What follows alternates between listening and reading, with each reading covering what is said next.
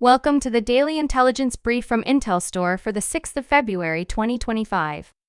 In today's top renewable energy news, Climate Minister Sophie Hermans is pushing to allow wind turbines closer to residential areas despite a previous Tweede Kamer decision to enforce stricter distance requirements.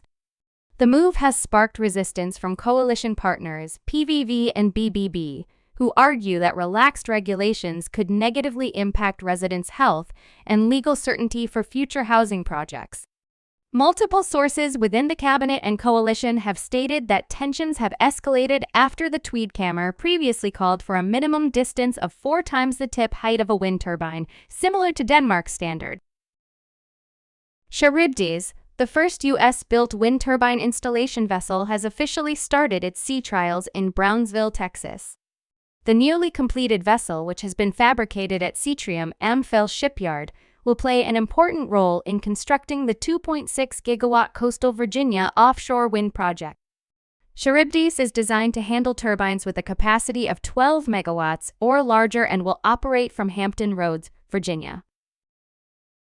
Klaipėda Port Authority starts constructing the infrastructure for the offshore wind energy projects. The contract was signed for the reconstruction of quays on Smeltė peninsula, which will ensure smooth assembly, handling, and transportation of wind turbines.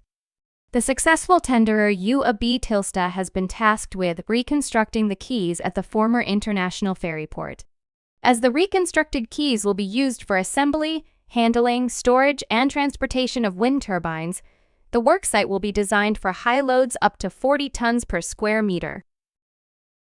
A subsidiary of Turkey's Eksim holding reached an agreement with the Georgian government for an additional $460 million investment in wind and solar energy plants. Georgian Prime Minister Irakli Kobakidze, following a meeting with company executives, stated that a total project capacity of approximately 360 megawatts would be realized.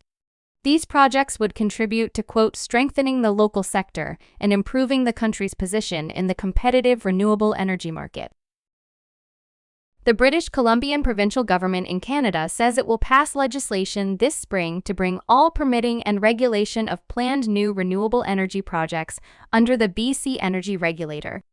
The move would create a single-window permitting process for renewable energy processes, including 9 recently announced, privately funded and majority First Nation-owned wind projects that will feed power to the BC hydro grid. You can learn more about all of IntelStor's market and sales intelligence offerings at www.intelstor.com and subscribe to our channel today.